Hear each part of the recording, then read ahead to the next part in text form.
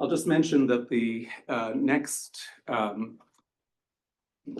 episode in the series will be on November 30th, November 20th, Thursday at 1 p.m. It's in a different room. It's in the Dean's Conference Room in CEC, which is a smaller room. I think, so it'll be first come, first served in terms of seating, but I think it could probably accommodate the people who are here in person right now, but it'll be a hybrid event, and of course you can join us online for that. That session is going to be on data, surveillance, and power, and as with all of these discussions, it'll feature faculty from CHES and from CEC. Today, the topic is language, meaning, and large models, large language models. And we have with us three panelists, Anastasopoulos, Géraldine, Walther, and Ziyu online there. I will turn it over to them and let them introduce themselves, and I hope we enjoy the discussion. Thank you. Thank you, Alok. I guess I can start. I'm an assistant professor in computer science. I work and my research is on natural language processing, which is the subfield of computer science that focuses on having computers understand, process, and output human language. Hence, we've been building these LLMs that everybody's excited about. Sorry. And yeah, I guess that's it. And yeah. I'm Géraldine Walther. I'm an assistant professor in the linguistics program in the English department. I work in computational linguistics, so my lab's focus is more on linguistic questions. It could be any linguistic question really, but using computational methods. So we're basically benefiting from what Antonis and Ziyu are doing. Okay. Hi everyone. I'm Ziyu. I'm an assistant professor from computer science. I'm very sorry that I have to join from Zoom today because I have like an appointment in the early afternoon, so I have to stay at home. So I work on NLP. I'm from computer science as Antonis, and these days my group is working on like large language models, including like how those models reason, plan, and how do we interpret those models. And we also collaborate with other folks in different disciplines, like how do we build language models to help like education, psychology, and many other applications. Very nice to meet everyone. Yeah, so do you want to get started? I think, yeah. Let's get started.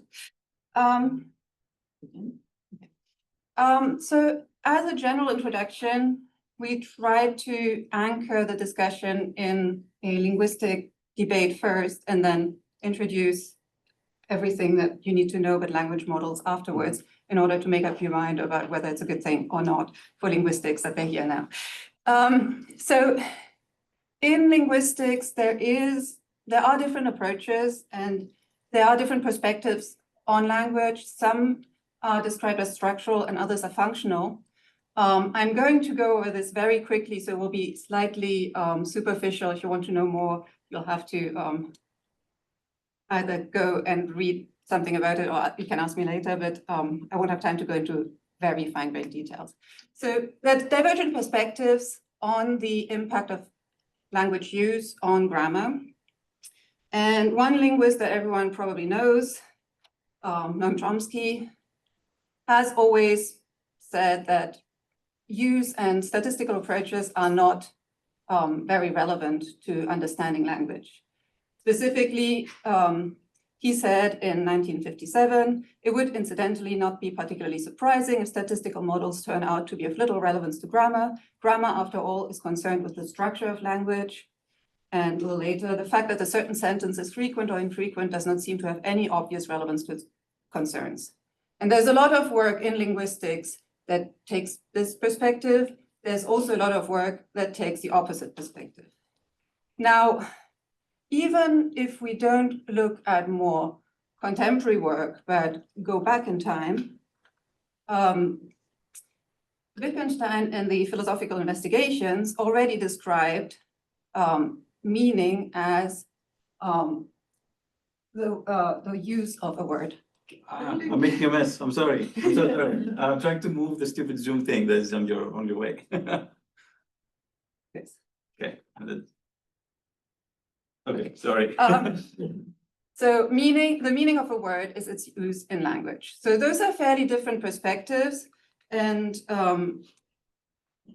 different approaches in natural language processing have developed models based on these different perspectives. So the first approaches, the symbolic approaches, were really heavily relying on formal grammars, whereas the statistical approaches, the neural approaches, and the new language models are all different variations on statistical approaches that do consider frequency a main part of what should be used in order to understand language. So in the 70s, symbolic approaches were the most frequent, if not still only, approach to natural language processing. The kind of a computational expertise that was necessary at the time were formal grammars. So there was a heavy impact of the kind of formal work that formalists, structuralists like Chomsky were doing. There was also the corresponding computational linguistics expertise on formal and descriptive linguistics, grammar engineering, and development of lexical resources. Around 2000, statistical approaches took off, and statistics became a very important tool for natural language processing. On the linguistic side, that meant that a lot of corpora had to be developed as training sets for statistical models, and annotation became a big focus of computational linguistic expertise in natural language processing development. And then those statistical approaches with a little added complexity turned into neural approaches. And again, it was those methods are still statistical methods, just a more complex architecture. You can maybe describe more about that later. So in 2022, when ChatGPT came out, and afterwards large language models in general, we were in a situation where language models were able to produce language in a way that was truly impressive, in a way that had never been seen before, and almost human-like. So where does that leave the debate between the structural and the functional perspectives? There's been a lot of literature in linguistics after the publication of ChatGPT. A lot of people got really excited. And one of the papers in 2024, Modern Language Models Refute Chomsky's Approach to Language, tried to go through different problems that Chomsky said statistical approaches would never be able to master, and language models would never be able to deal with. And he showed that LLMs can successfully complete linguistics tasks after learning language from exposure to frequencies of co-occurrence. You'll see what that looks like in a second. And this contradicts Chomsky's argument again about language capabilities of machines and the relevance of statistical approaches in general. All right. Is that me? So basically, I just wanted I can use your slide here. There's a progression here that is implicit in how we're building our models. And I think one of the questions that you wanted us to ask was like, what is different about these new models than what we had before? So in the symbolic approaches, the way that I think about it is we had the humans write rules about how language worked, okay? Then in the statistical setup, we had humans take those rules and then produce annotations over texts so that we could take into account the frequencies of the rules and learn statistics over them, right? In the deep learning era with the neural approaches, we don't do that anymore. We don't care about what the rules may be. We just have the model figure out what the important rules that it has to learn might be, right? Of course, in order for that to work, we are using a lot more data in different ways, but more sophisticated or perhaps simpler, in order to be able to have a model that can learn the rules to perform whatever task it is to perform. Does that kind of make sense in the distinction in this evolution? Okay, so now let's start with something simpler, okay? Word meaning. So we're not going to talk about sentences and language in general. Let's look at like simple menial words, okay? So the first idea that when we in the field, right, when we started thinking about, okay, let's define words, and we turn to lexicographers and dictionaries, okay? And if anyone has ever tried to do this, you could potentially imagine how incredibly hard it is, okay? To keep track of all of the meanings, they constantly change, not always, but you know what I mean, and so on, not weird, but like rare usages, for example. So it's a really hard task to do. So another way to think about it is, you know, I already mentioned some things, right? We have the lemmas, right? That basically corresponds to like just the form of the word that we use to write it. And it's, I don't know, English is weird in that words don't change too much, okay? Most languages of the world, you know, really add a lot of information to words to communicate, right? So they add grammatical information. Verbs get markings for tense and aspect and person and number and all of those, right? English does very little of that. So lemmas are, you can still think of them as kind of like words, I guess, in English. So then each lemma can correspond to multiple senses, right? And that's already a complicating factor, right? So the word pepper can refer to the actual spice or to the plant, or it can refer to, oh, yes, you have it here, or to the spice, or to the plant, or to different types of plants, or capsicum, which is the thing that makes your tongue tingly, right? No. It's the bell pepper, it's the sweet pepper. Okay, never mind. Okay, so the senses or the concepts is the actual meaning that the word might take when used, I would argue, in a specific context, right? That's the only way to discern between those senses. And there's many relations between senses and words. You even have words that might be homonyms. That means they sound the same. They might have the same symbolic representation, but they're really not related. They're just do very different things, and they just happen to be very different, to have the same form. And then different senses are also related to each other, right?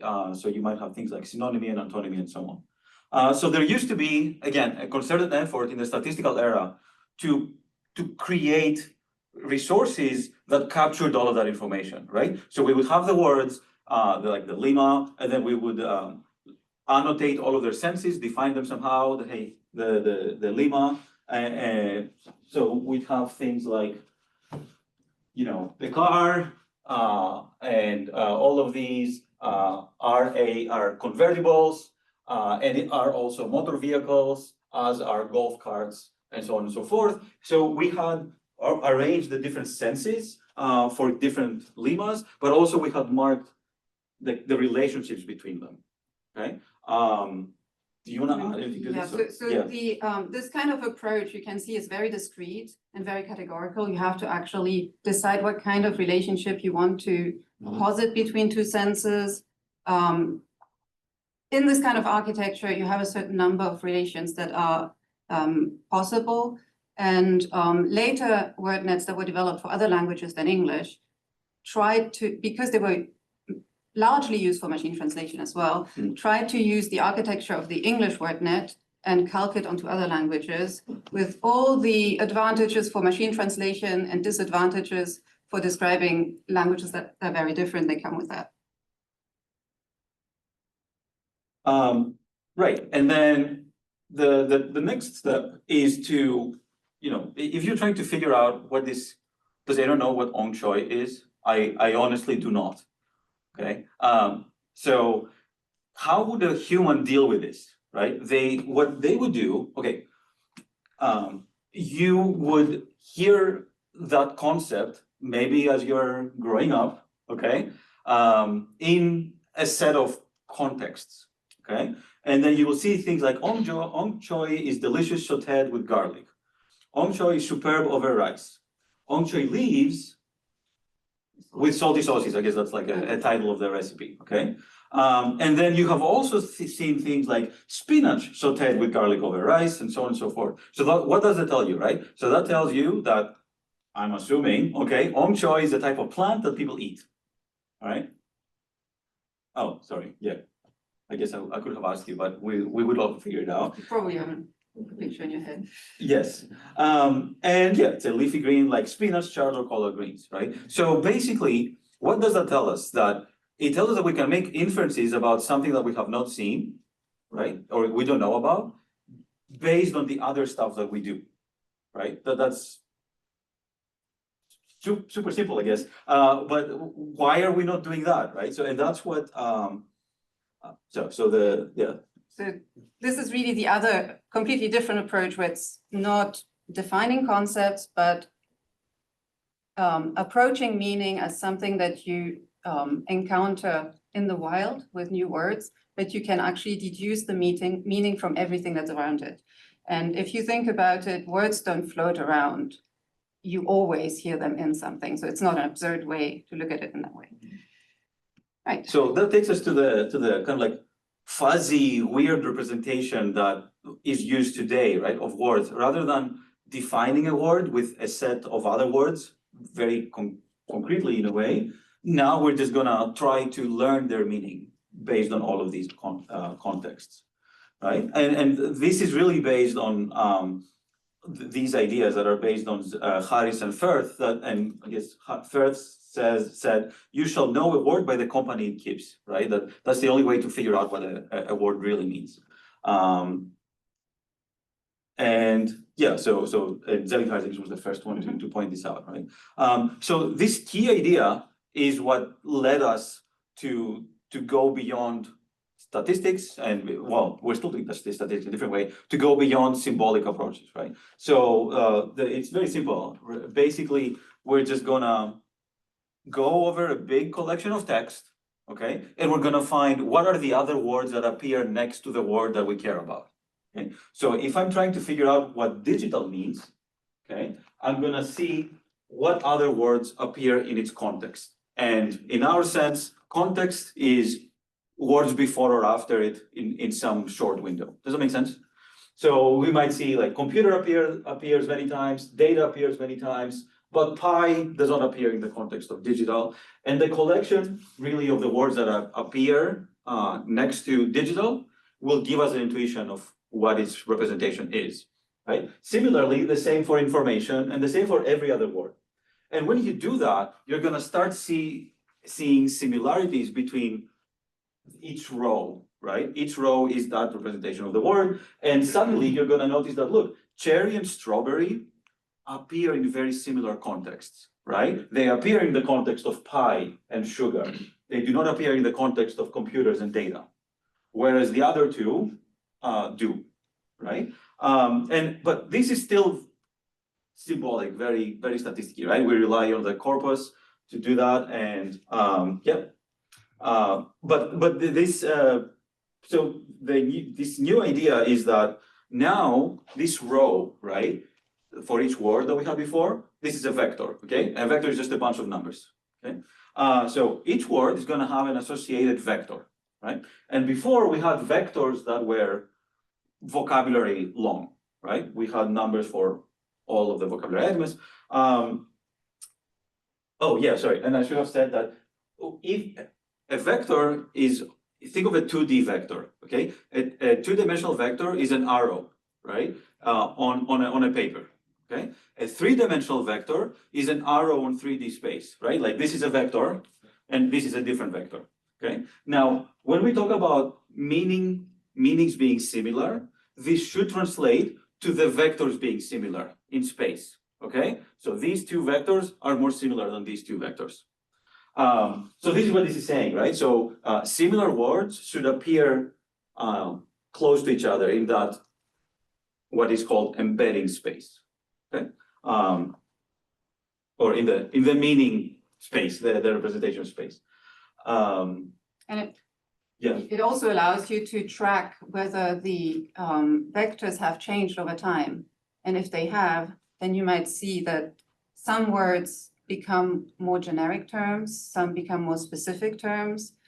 Some words are going to be used only starting a certain time only starting at a certain time, and then with the specific meaning, and then maybe it shifts.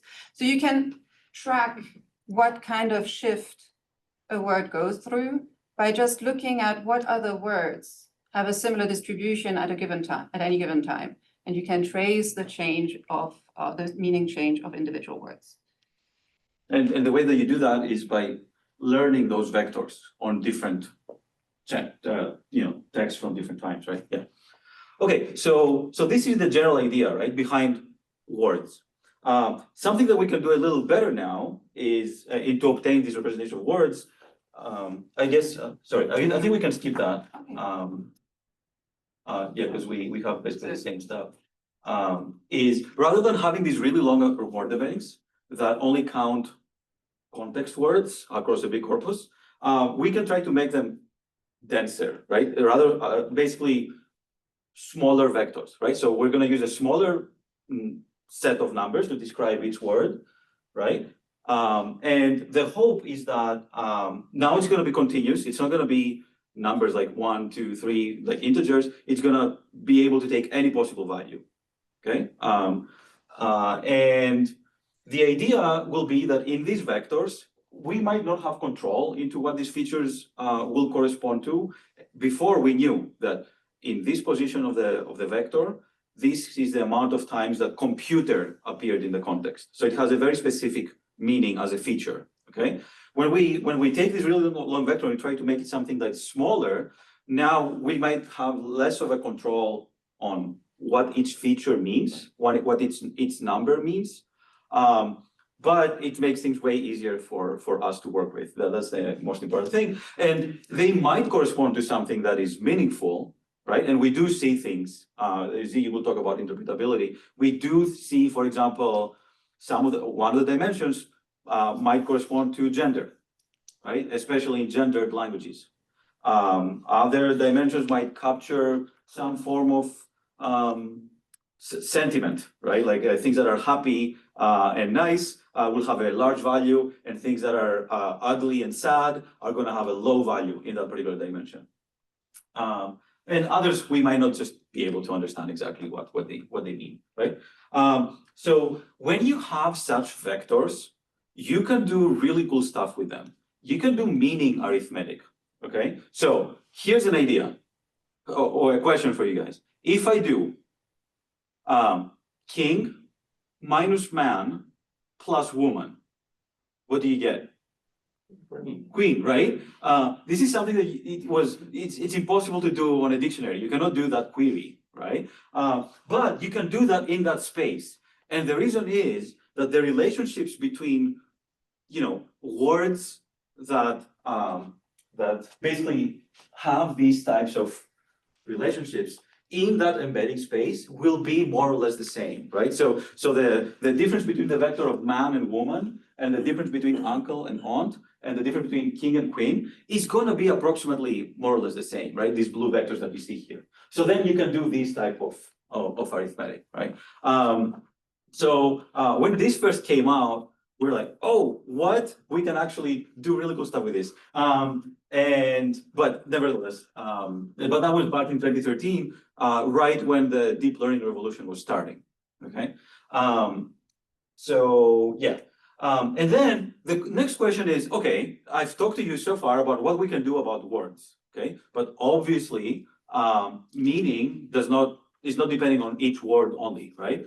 Words combine into phrasing, which combine into sentences, which combine into longer things, and all of these together have meaning, okay? Compose what we think about when we talk about understanding language. So what does your generic language model do? Okay, the big thing is that we're gonna still start from the word level, okay? And we're gonna use those embeddings that I talked about before, right? These word level representations that are just a bunch of numbers such that similar words have approximately similar vectors, okay? That's the only requirement, right? And what we're gonna do is we're gonna start mixing them together. It doesn't really matter with what function you do that. You can go left to right, you can go all of, you can do whatever you want, really, as long as you have enough data, okay? We're gonna use some sort of mathematical function that operates on top of this sequence of vectors, and it's gonna mix them up in ways that are perhaps they're learned, so it learns the way to mix them up.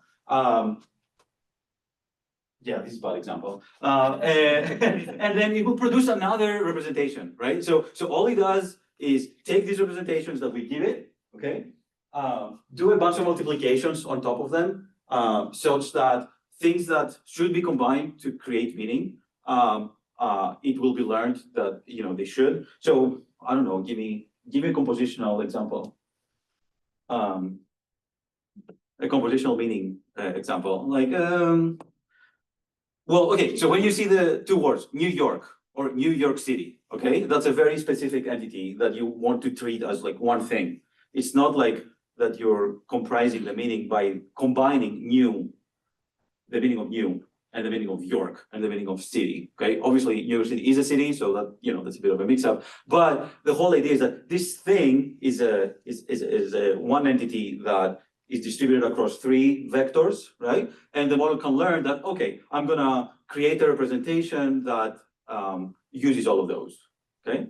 I guess New York City is a non-compositional meaning, but there's also compositional stuff like, Sheepdog. like a sheepdog? What's that? Oh, like a sheepdog.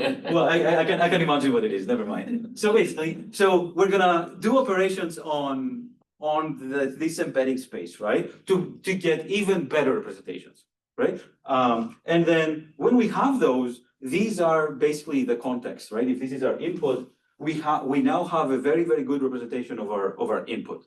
And all we're gonna need to do is basically, given that input, find what part of it is important. We do this with a technique called attention. Doesn't really matter what it is.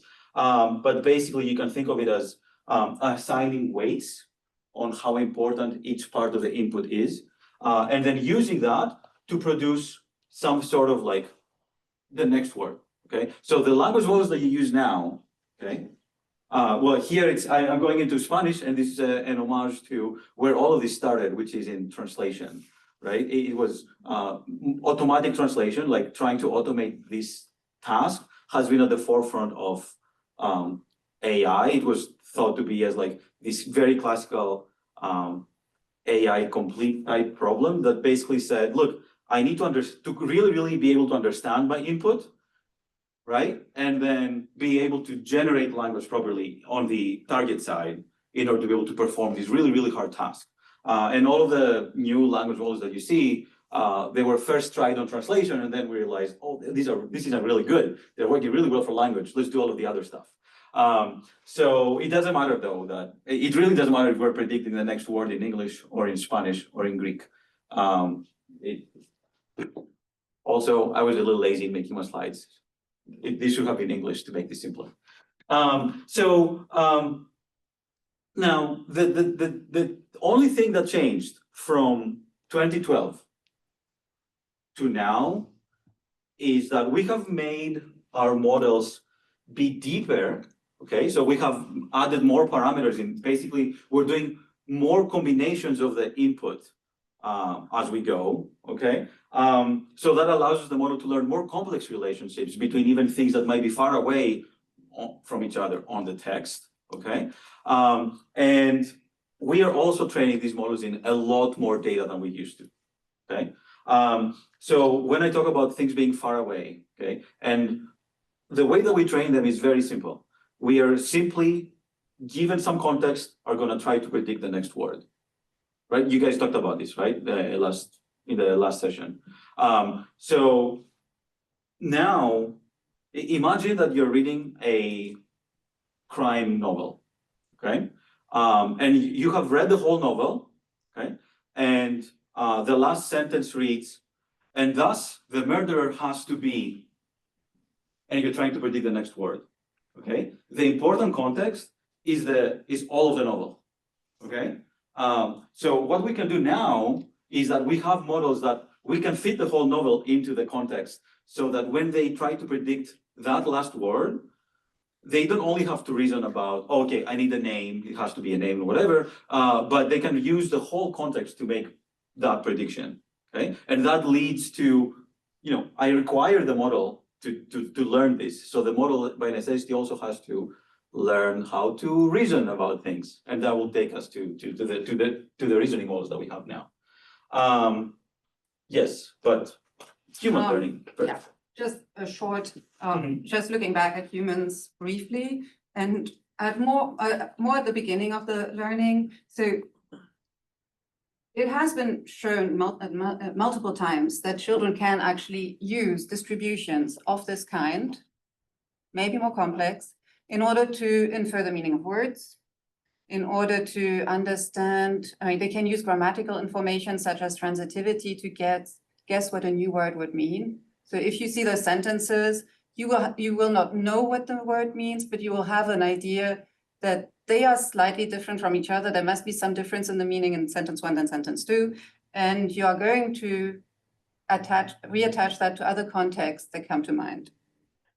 And children can also do the opposite and infer what kind of construction would be appropriate for a word when they know the meaning of the word. And it's not just children. If you think about borrowings in languages, they get usually a lot of them have to be adapted to the language they get borrowed into. If you borrow a word like jeans from English into a language that has gender, it will be a noun in that new language, so it will have to have a gender. So when you borrow it, you have to decide on which gender the word jeans will end up with. And if you look at German and French, in German, it ends up being feminine, and in French, it ends up being masculine. And again, it's just a context adaptation, because in German, the word for pants would be feminine, and in French, it would be masculine. So it kind of. And you guys agree that there's only one correct answer to this, right? No, okay, I would. No. Yeah, well, the Greek has also neuter, and genes are neuter, so, yeah. All right.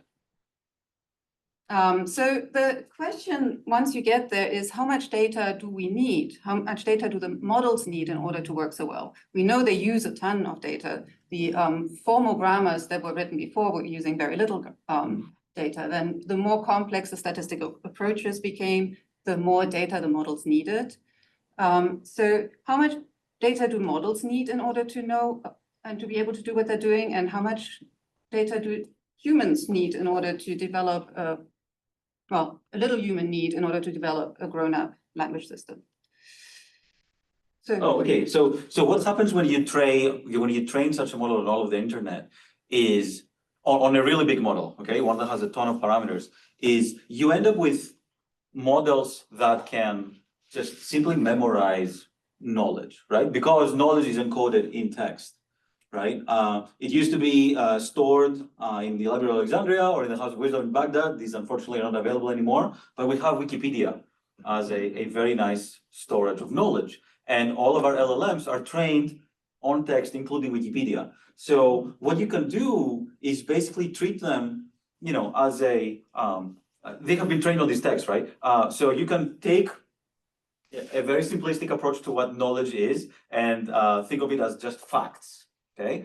Triplets that say QQ is a developer, Tencent is a developer of QQ. I think that's just a product.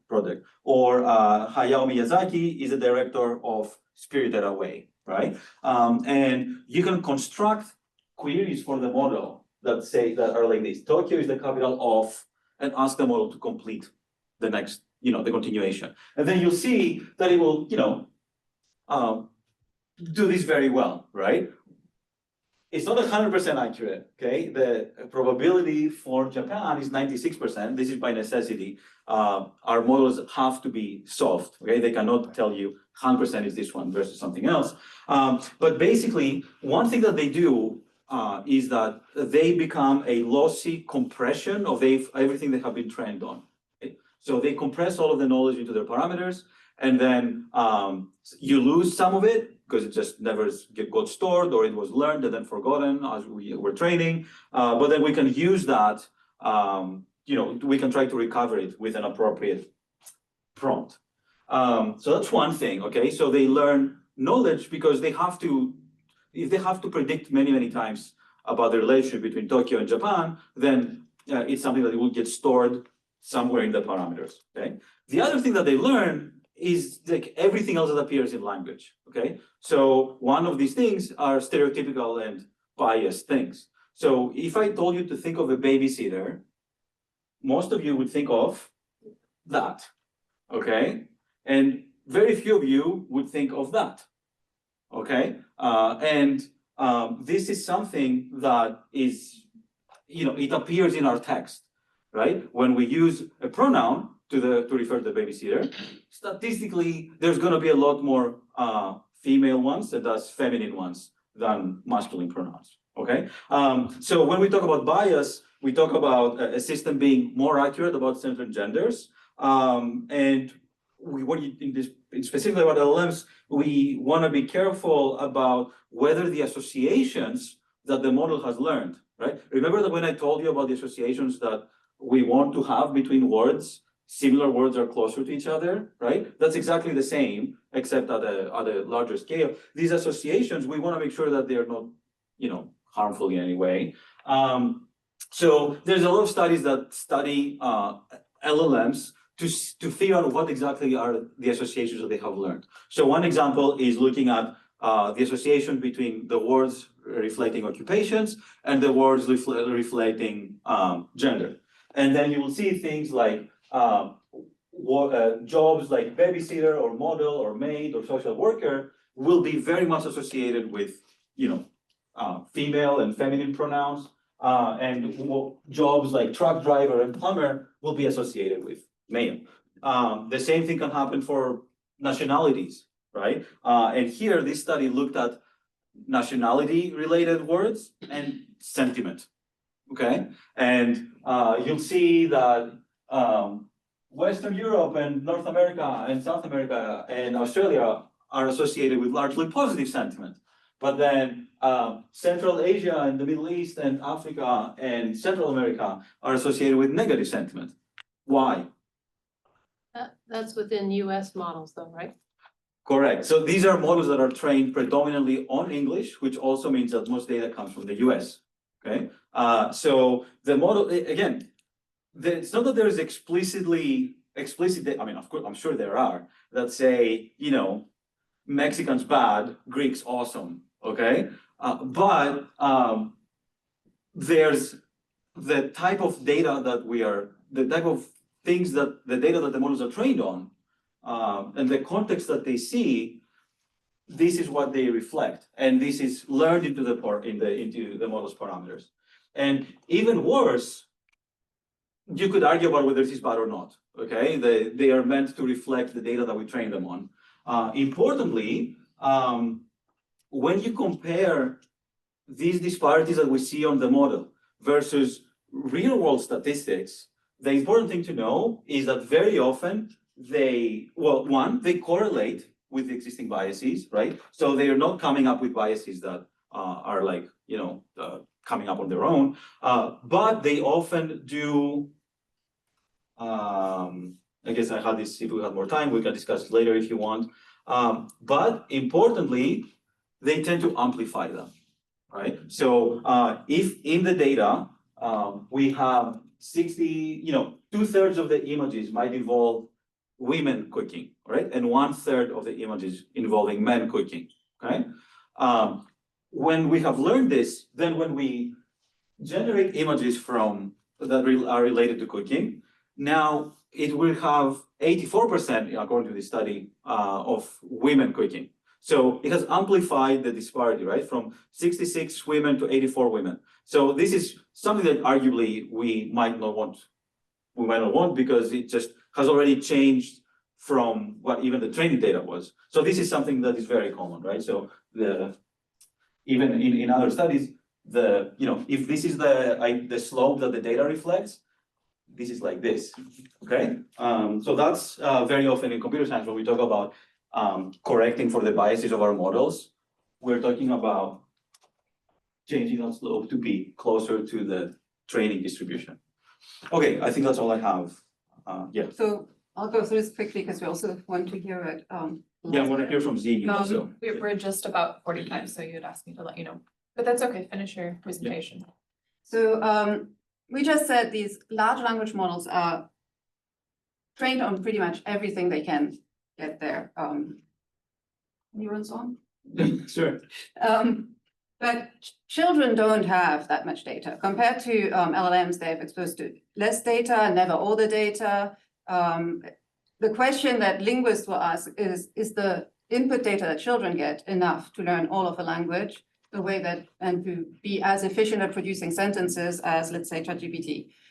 There is one perspective that's, I will say, not even close. There are too few instances of words and patterns. We know that things are very sparse, and the usage-based approaches will say absolutely there are differences in trajectories that reflect that language input plays a role. And we shouldn't forget that something that we never see is also informative. Negative evidence is still evidence. And the way children retreat from errors like false irregular plurals supports the impact of that negative evidence. So when you have in-child language acquisition, children who are exposed to a construction that would normally be less frequent than what other children hear, you will see that that particular child will also have a disproportionate tendency to use that particular construction. When you look at the learning, you can see that there is a learning trajectory in children with their first learning items, individual lexical items, and then they learn that there are relations between items.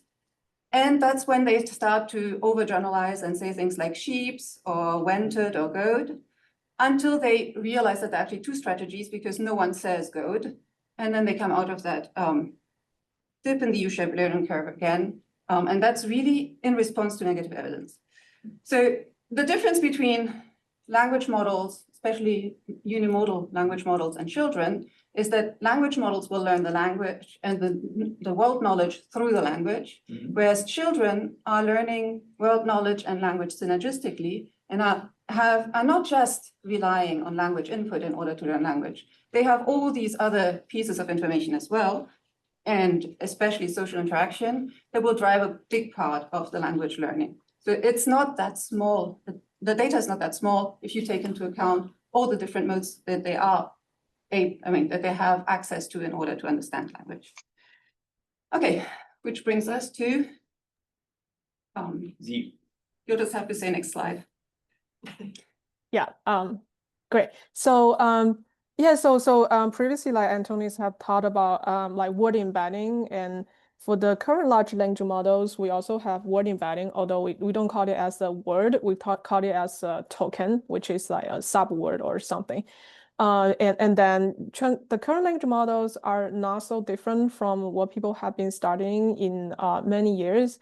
The exception is only that now we have a more fancy thing called transformer, which will compute the representation of the token layer by layer, and then we'll use that to predict the next word.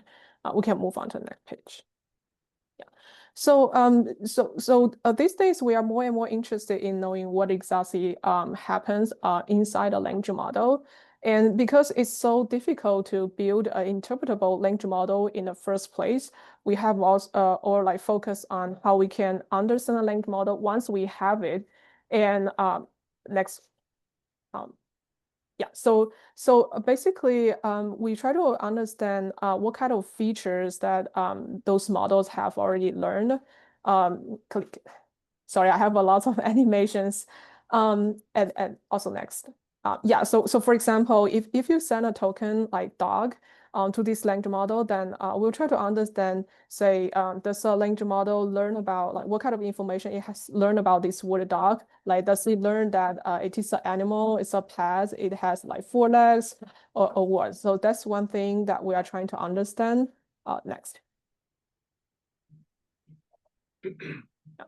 And on the other hand, what we have not talked about so far is how language model aggregates all kinds of those information or the features together so that it can implement some kind of behavior, or say if we are going to apply this language model in some concrete applications. Today we studied something called circuits. So it's like the computational pathways inside the language models that eventually allow the model to show a kind of behavior. Next. I think we can skip the detail. We'll just go to next page. Yeah, so to give you an example, say this is a very straightforward task called indirect object identification. The sentence is like when Mary and John went to the store, John gave a drink too, right? So we know the answer should be Mary because Mary is the other person that is mentioned in the first half of the sentence. So we call the indirect object. Click.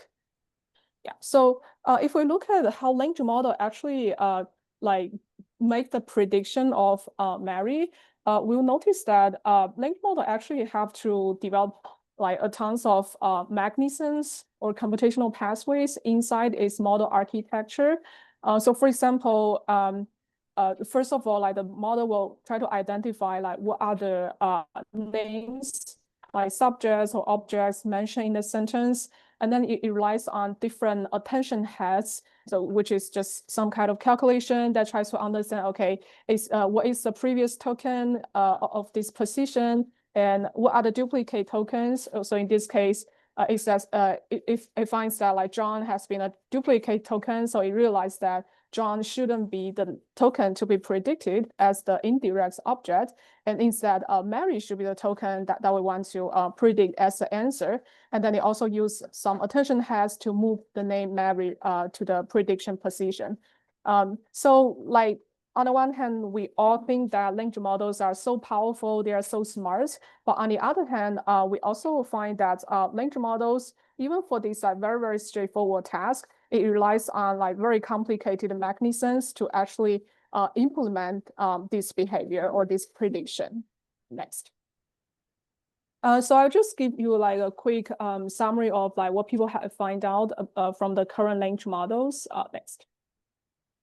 Yeah, so for example, we have seen that language models from the large training data, they have learned a lot of high-level concepts. For example, they have built like neurons that are more about like arithmetic calculation, or neurons that will be activated when there is a French word or French text in the inputs, or some of the neurons are more about the skill set that the model or the knowledge that the model has already learned about, or maybe just the sentiments. Next. Next. And in the meantime, people also find that sometimes we have something called like polysemantic neurons. So those are the neurons that will be activated to represent multiple features. And the reason for that is because that we have just too much information that we want the model to learn about. But although language models these days are already very large, still we do not have enough neurons to encode all of the information we want them to learn. So in the end, those neurons will rely on some kind of like linear combinations to encode like more features than the number of neurons. Next. But yeah, one thing I do want to show here is say like what can we do, right, if we know like what neurons have encoded like what kind of features. So here I'm showing one example. So this is a neuron that always gets activated when there's the mention of like the Golden Gate Bridge in the text or the image. And next.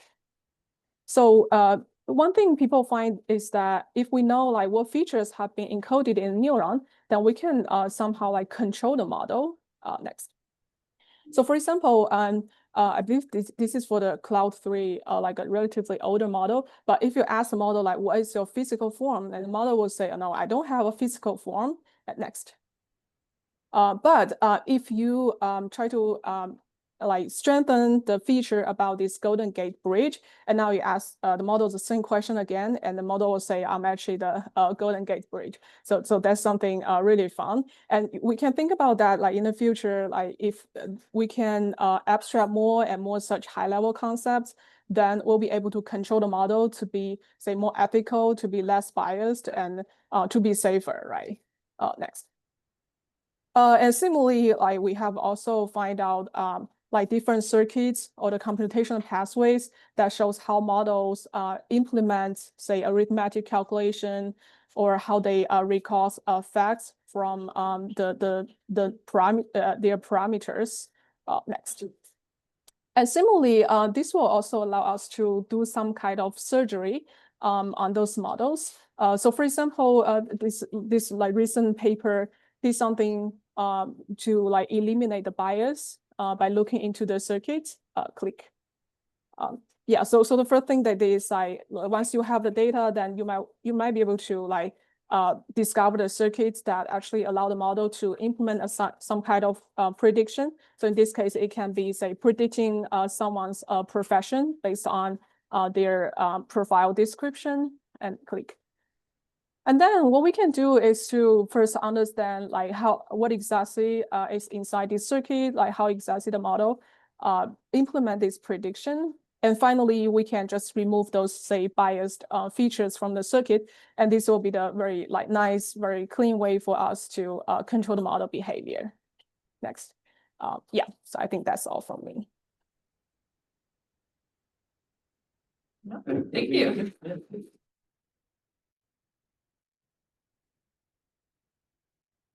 I did want to add one interesting tidbit. Has anyone heard of the Jennifer Aniston neuron? No? Outside of what we do in CS, right? There's all of these people that do cognitive science and they put people on MRIs and they study the activations of their brains when they, read something, when they're saying something, or when they're hearing something. So there was this study that found that there was this one participant that had like a very specific area of the brain, that neuron, that really only activated when there were mentions of Jennifer Aniston, okay? And there's a paper about it, you can read it, it's very interesting. They were very careful in ruling out that it was anything else but a Jennifer Aniston neuron, okay? And now we have LLMs that have like a Golden Gate Bridge neuron. And I'm not saying that they are perfect models of the brain by any means, but some of the mechanisms that they have are very similar. So yeah, I just wanted to, add that, yeah. Well, so this was really interesting, and there's a ton of things that one might ask for further discussion about. But one part that feels especially complicated is that terrain of meaning.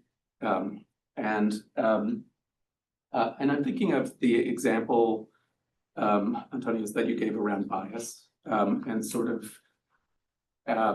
excess baggage that the model learns because of statistical correlations, but that aren't logical correlations. So a term like babysitter doesn't necessarily imply specific gendered identity, but it might associate it that way just because of the statistical prevalence of the input data.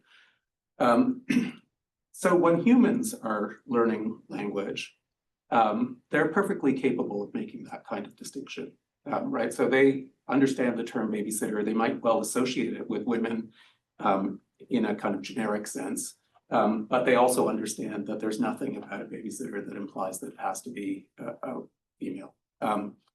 The language model, at least as I'm understanding it, will have a proclivity to associate those things irrespective of that logical distinction, because the training data presents that association, and so it makes that correlation and puts those things together in the same way that it puts together the meaningful associations of babysitter as an occupation or whatever we might see as a legitimate feature of it. So that feels like it raises a couple of kinds of questions, if my description is reasonably accurate. One is this question about the differences between what we mean by meaning when we're talking about human beings and language, and what we mean by meaning when we're talking about LLMs and their outputs. And the other is just, is there a way to address that kind of irrelevant associations or excess baggage, as I was calling it, that presents itself in the training data, but that one might be able to teach the system to learn to parse out, or to distinguish between essential and adventitious kinds of associations. I don't know. I think you're being very generous with humans to begin with. As in a lot of the association that like a babysitter doesn't have to be a woman, right? Very often it's something that we have to explicitly tell someone and it has to be mentioned, right? Even though when you say it, then of course, you know what I mean? Yeah. So, I'm looking at all of the associations that my 5-almost-year-old is making. And taking shortcuts is the way to learn, right? We have to take shortcuts and compress everything. So models do exactly the same thing, and they will take every shortcut that's out there, right? So that's one. So I think yes, the big problem is that the model is not explicitly trained on distinguishing what are the good associations versus what are the bad associations, because we're really just telling it, figure out what the next word should be, okay? And there's no additional signal of the type of signal that humans get throughout their lifetimes, right? So that's one. Want to add Yeah. something to that? Yeah. So, if you look at toddlers, up to around 2, they will not have strong biases towards anything, towards sounds, or even young animals will be, the best time to socialize an animal will be at the very beginning when they're not surprised by anything because everything is possible. Researchers have found that past 2, some preferences emerge just because some things become things they know and kind of fit into the knowledge that they have already built. They will start preferring playing with other kids who speak the same accent. So there is a bias in little kids as well, just because they are making sense of the world. They're building all these connections. They're trying to break down this big world that they can't really put into categories when they're born and have to gradually categorize in order to make sense of it. And the endpoint that you just described is an endpoint of a fully mature adult. Maybe the model isn't there yet. Well, right now the LLMs that you see, like ChatGPT and what have you, they undergo a second stage that we call post-training, where we tune it for preferences, right? We tune it to give answers that humans will like, and that also typically means avoid anything toxic, avoid insulting the person that you're talking to, avoid logical mistakes. Avoid making up information. We're trying to make the models do that. They're not perfect at it, right? But we can reduce some of those tendencies by having this extra step where we instruct them and we encourage them to exhibit those traits, which otherwise they wouldn't necessarily. It's not the solution because the models are still not great on all of these respects, but people are working on it. Yeah, so I think I can add something quickly here as well. So one thing is that we are so lazy, right? We try to find a scalable way to train those giants, those big language models. And as Anthony said, we only teach those models what will be the next word to predict without actually telling them like what's the logic, what's the reason. So today, if you ask those language models to do some like very simple like 2 integer addition tasks like 1 + 2, so if it's like 1 + 2, the models can nail the task very easy. But if you do something like 1,000,001 plus like 2 billions and 3, then you see those models can quickly break down because they are not trained to understand the logic behind all kinds of those calculation. And then that's the same for the post-training when we try to teach the model to behave nice. and we never like told the model like what would be the reason, like why that would be the better way than the other. We only say that this is good and this is bad, like in a binary way, and you just and we just ask the model to imitate the exact thing that we want them to do without telling a reason. So I think that's the reason for many inconsistent and weird behaviors we have observed.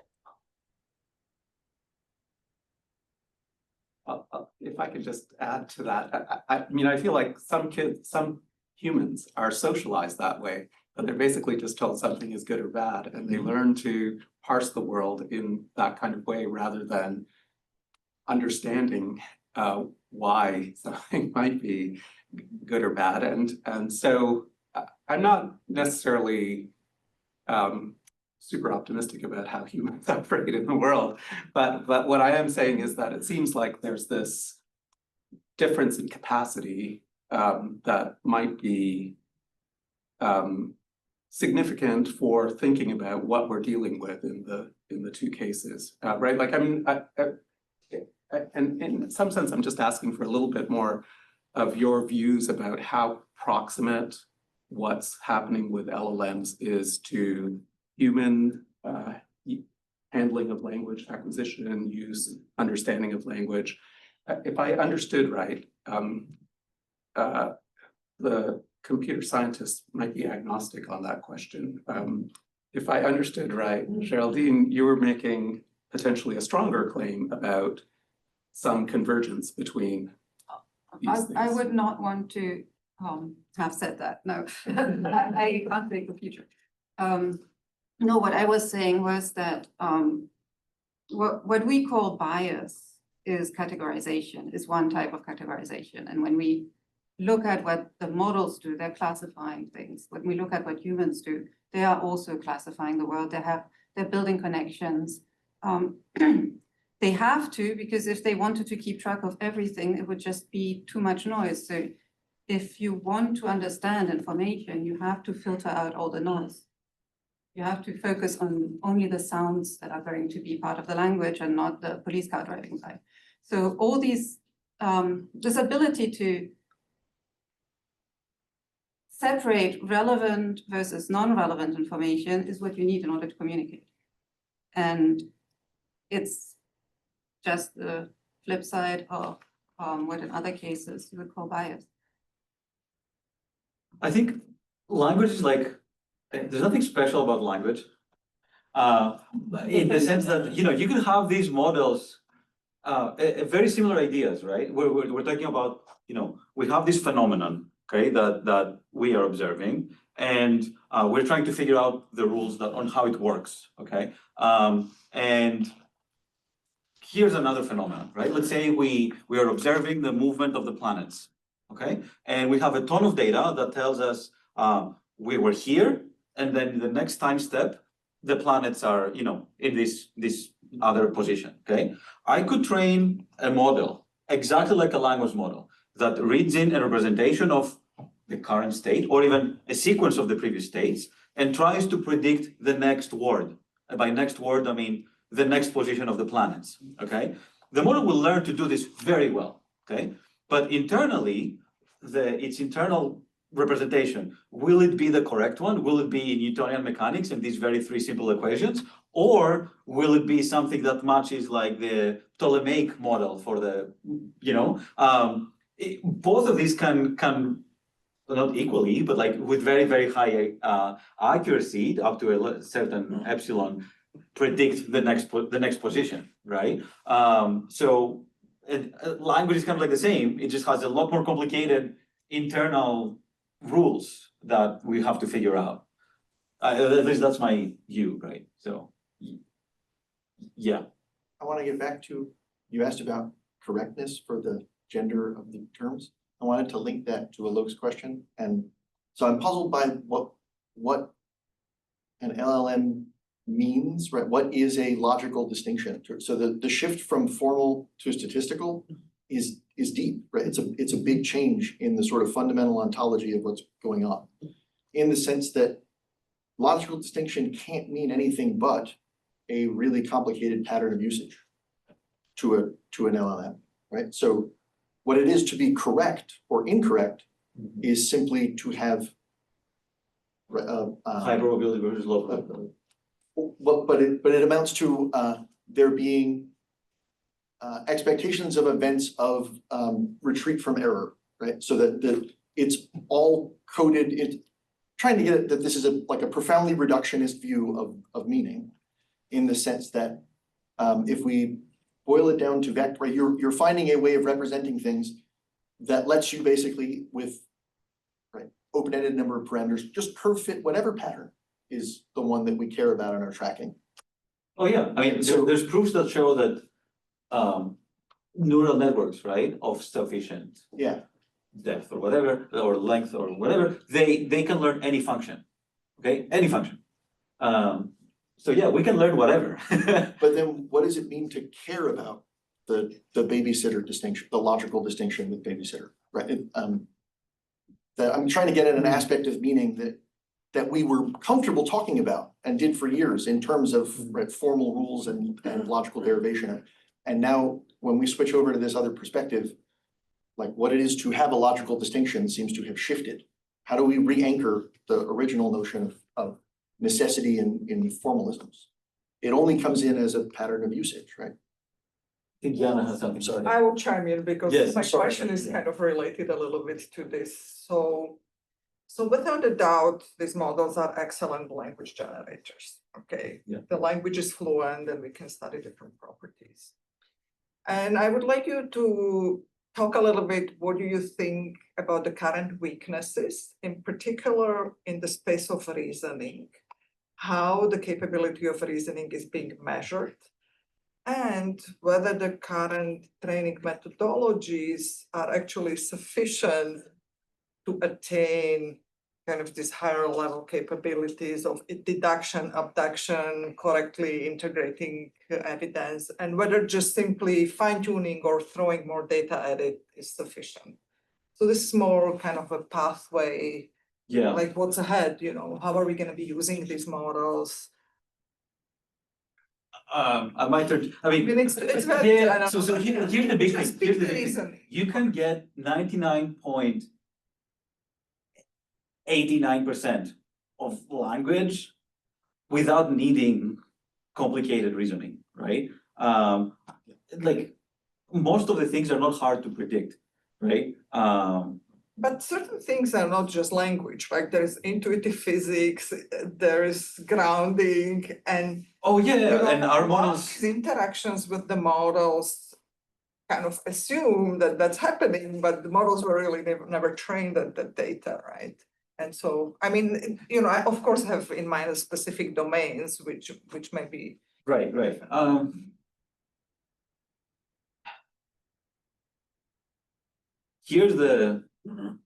Here's why I think some of our models exhibit what seems to be logical reasoning, okay?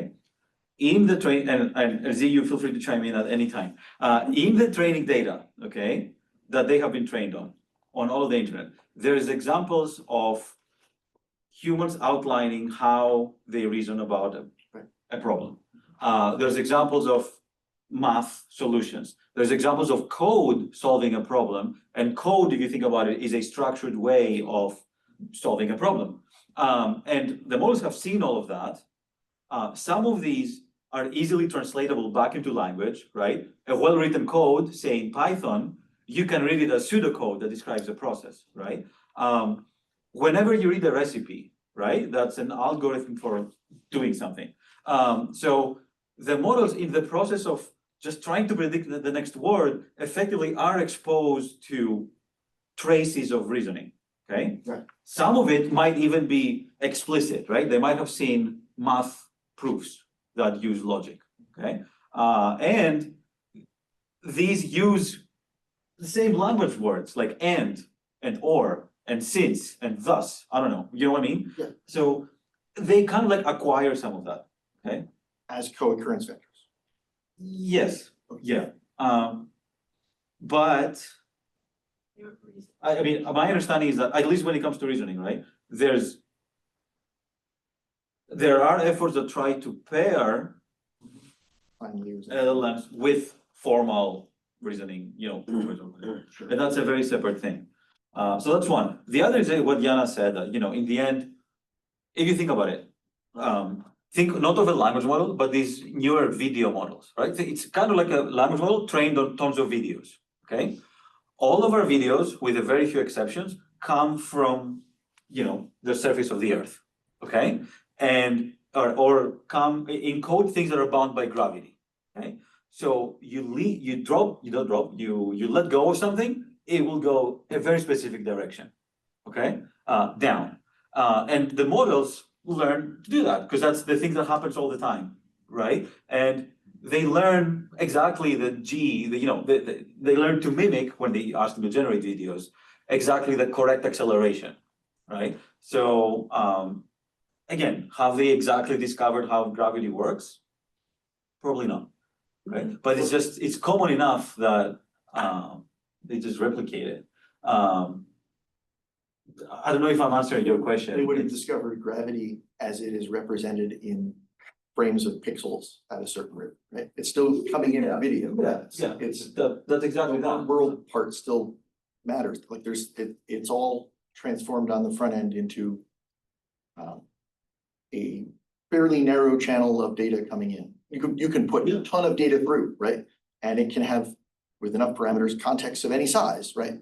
And so you can have maybe a complex context like we're here today doing this and predicting exactly what's coming out of your mouth next, but it still all went, right, was transformed, put through. I mean, it's just, that's, digital, right? But it's, Not wanting to be the devil's advocate, but at some level, so are we, because everything we perceive is going to be transformed into some signal in the brain. to some signal, but the idea that even neurons firing is an adequate representation of what activities are going on in the brain would be highly. No, I'm saying you're also reducing the, That we Dimensions transduce of signals signal. into all sorts of different forms, yes, of course.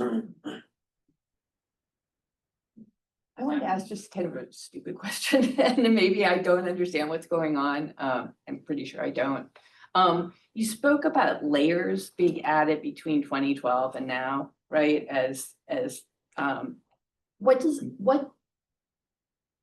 How does that happen, right? Is that you just like put more stuff in, it's kind of more power? Is someone deciding this is how far the model is getting now and we need to pay? Like, is it a numbers problem, or is there, the people developing the new models thinking, oh, this is really screwing up in this way? And I think I'm asking this as different from the let's keep our models from being racist, right? Yeah. But just like how did those layers get added? Is it just the machine needs? So Like- this happens in the design of the model. It's from before, and all this is saying is, okay, think of the following, okay? If I have 10 words, okay, and I have one layer, let's think of very simplistically, okay?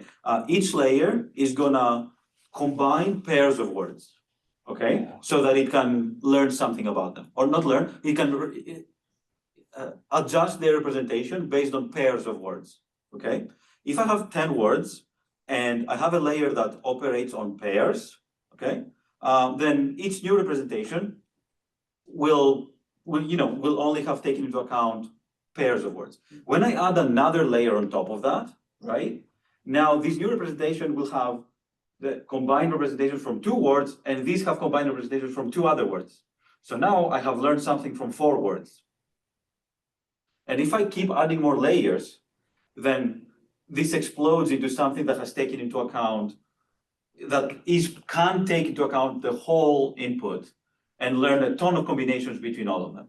Does that kind of make sense? It does. I guess I'm wondering if, like someone shows up in the lab and is like, I'm gonna add another layer, like we've gotten this far, so we're just gonna plug it in more, or if there's a I'm kind of. recording this. A lot of what's happening in the companies right now is just scaling up the models and making them bigger, which implies sometimes making them deeper, more layers, and sometimes making the layers fatter, giving them more parameters, right?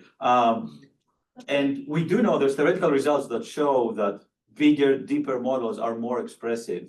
So they can learn more things, than smaller ones. So scale is important for learning complicated things, like language. Part of the limit is just cost of building it bigger, right? Sorry, what's the question? So, Part of why it doesn't explode beyond where it has already is just the cost of having the GPUs and running yes, stuff. so there's that, and also the bigger you make the models, the more data you need to train them, right? So at this point, we have kind of exhausted the data that we can train on, right? So even if we went bigger, my prediction that will come be proven false is that you wouldn't get more because you won't get better models because we don't have more data right now. That's why there's a ton of work on like figuring out where to get more data or synthesize new data and so on. Let's also work on multimodal. And then, so now we are going towards closer to what humans are doing. We're putting in not just text data, we have images, videos, sounds, even other types of like signals. That's kind of like the next currently ongoing frontier. So more data centers. Suppose, yeah. So let's go to Todd and then Allison. So I have a question around sort of the historicity of language and how it shows up in these models. You know, as a sort of child growing up, you're sort of getting this sequence of synchronic versions of language. You encounter it from your parents and your community or whatever. And then at some point in middle school, you know, you encounter Shakespeare and it's basically intelligible, and the Constitution, it's basically intelligible. And maybe Chaucer and the Magna Carta are a little harder, right? But I'm curious, like, you know, the model, if it's sort of getting, you know, all the text on the internet just as a, you know, a shorthand for what it's being fed, it's sort of capturing all of that in these ways. Is that right? Right. And so how do the models sort of deal with that reality? Like, you know, from the standpoint of both generating output and also making sense of inputs? That's a very good question. So first of all, we have to realize one more thing, that we don't have remotely as much data from the 90s than we do of the 2000s, than we do of the 2010s, than we do of the 2020s, than we do of 2025. So the data that we keep producing is exponentially expanding. And we have a ton more data from the latest iteration of language. So effectively, that means that that's what is going to be the base of the model, okay? And we see this also when we deal with dialects or other types of varieties, right? Your model is going to be really, really good on standard American English. It's going to be really good on British English. It's going to be worse on African American vernaculars. It's going to be terrible for like Nigerian English, okay? Even though, you know, people can work around these differences. So that's one. The way that the model deals with it is, it just does. I have research on trying to address this because the data comes from, say, a time, right? So if we just provided that information to the model as additional information, then we would help it learn faster and learn those distinctions and lead to less confusion about what is acceptable now. But it's just, at this point, it hasn't proven needed to do that. If that's So what's gonna happen now? We have this ability to keep on generating more data. yeah. And what if the data will keep on getting ingested? Oh no, that's a very common. People are worrying about this, right? People are thinking about the end of knowledge. So, and I can tell you from experience, right? For some, because I work a lot on building language models and other language technologies for languages where we don't have a ton of data. And when we go and only get data from the internet for some, for example, some sub-Saharan languages, African languages, more than half of the data that we find on the internet is machine generated from automatic bad translations, okay? In many cases, even bad data is better than no data, okay? Because they can produce a model that is still, you know, decent, right? But yeah, this feedback loop where we are gonna have models training on their majority model generated data. Some people say that this could lead to like, you know, just worse and worse models. Others are saying that if we're careful about it and we filter them and so on, there's a nice paper out of Google that says, look, we generated a ton more data, we kept the best ones, and we retrained the model, and we kept the best ones that we generated, and we retrained the model from scratch and so on, and the model kept getting better. But if you train on everything, the model at some point gets worse as you do those iterations of training on, on its own data. Oh, so I want to add something here, like Richard Sutton, which is a very famous researcher in reinforcement learning. He recently wrote an article called "The Era of Experience." So the idea is that, like, if we have run out of data, then how can we let those models to keep learning? And what he proposed is to learn from experience. It's actually closer to how humans actually learn, right? Like the kids that learn from like interacting with the world, and in the meantime, the kids also receive punishment or rewards from other people's or the world's reaction, and that will be some kind of signal for the kids to learn. And Richard Sutton said that maybe that will be the way how we can let those giant models to keep learning if we run out of data. But I think that would be the even more complicated scenario, because at a time we will need something like embodied AI, right? We'll need something with the physical form that can actually take actions to the world and then perceive what happens after the action. But that would be one direction to go. I mean, that actually anticipated in some way my question, which was, I just wanted to make sure I understand what you were saying, Géraldine, that the language models don't have negative evidence. They don't learn from negative They evidence. do. Oh, they do. So At some point. I mean, Yes. humans definitely do. I know that humans do. It seems to me that that's that part of what seems to me like the impoverishment of meaning around these large language models is that there isn't that kind of iterative process where in response to making an assumption about something, like the kind of logical assumption, there's some kind of feedback against that generates a sort of a new thought that, babysitters aren't only boys. I could be a babysitter, and then or that it might be good for this child to have a male baby. So that there's a kind, instead of just sort of reproducing again the same, it seems like the meanings are sort of, there's not the capacity for the sort of nuanced meaning to affect, the future iteration. So this type of feedback is exactly the type of feedback that we give them only in this second training stage that I mentioned, that makes them from language models that are just predicting the next word into chatbots that can follow instructions and produce coherent conversations, and where we do tell them, we do give them feedback in the form of either rewards or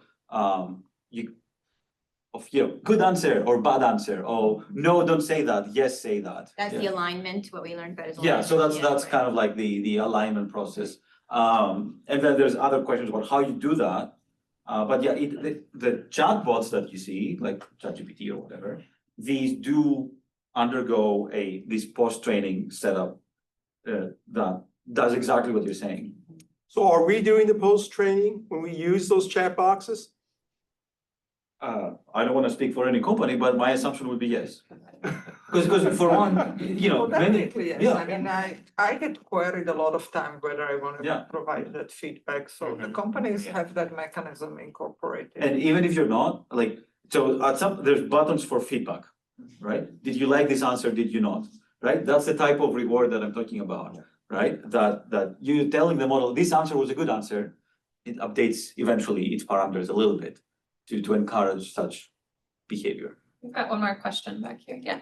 Hi, this kind of builds off it actually, again, this sense of bias and how do you kind of introduce safeguards almost in it to counter bias, but it still presupposes that there's some sort of truth out there, right? So babysitters are almost always women. Okay, no, they don't always have to be women, but a lot of this still is just kind of based on what society we want, right? It's like we want a society in which babysitters can be, any gender.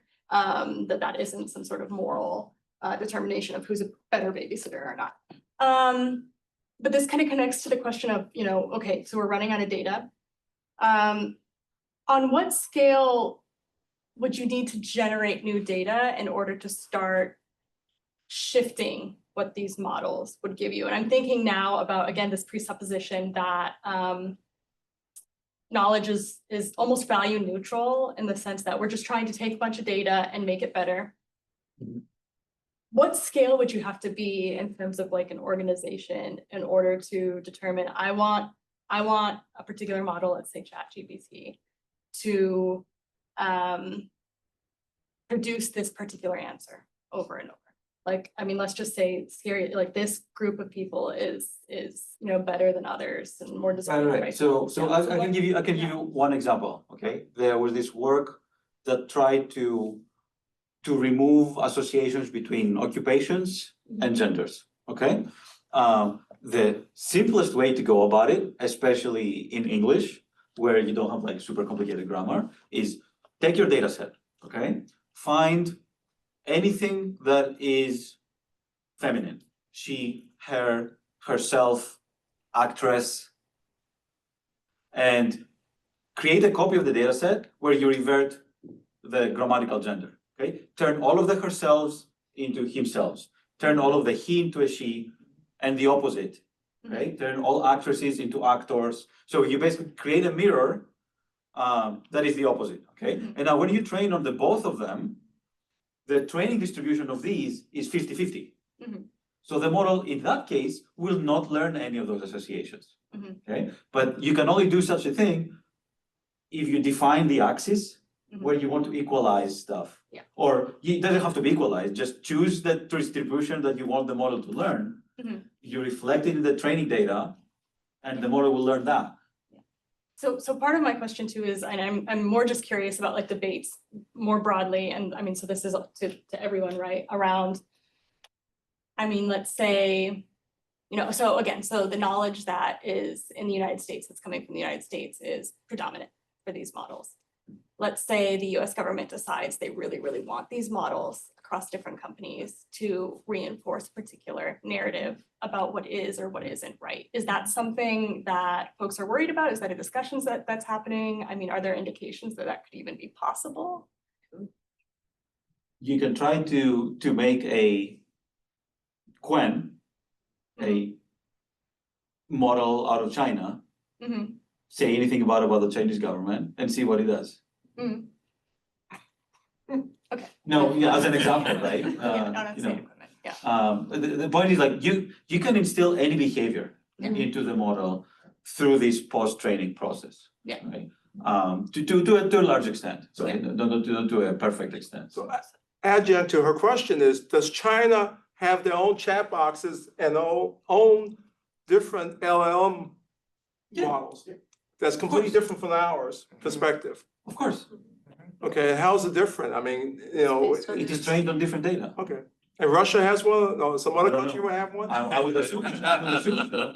Like, if Greece has one, because I know, but I've been involved with building one for Greek, right? But think about it, you kind of want to even have a different one. Because think of the association, I've been thinking about this, okay?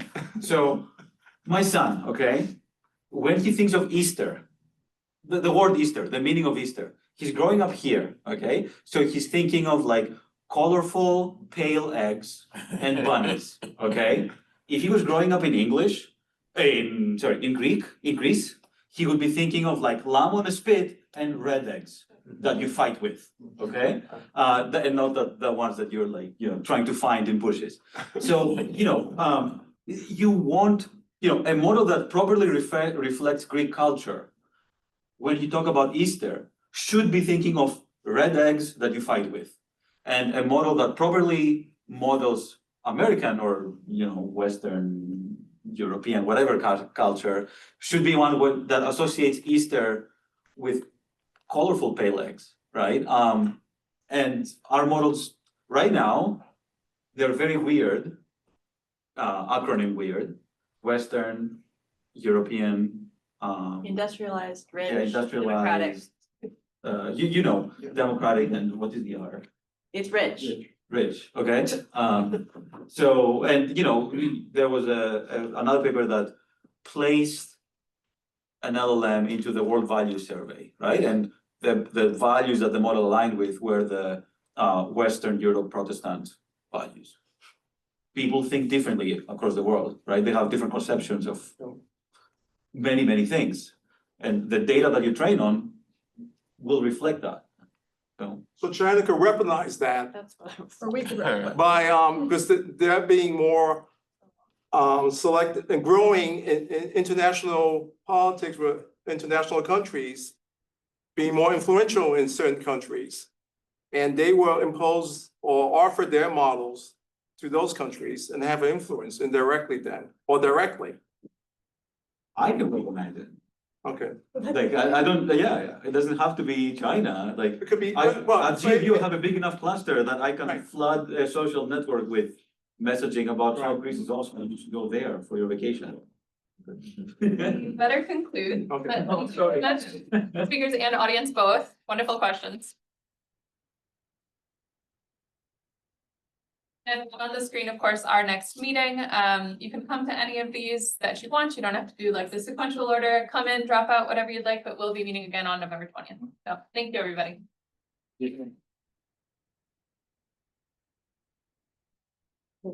So,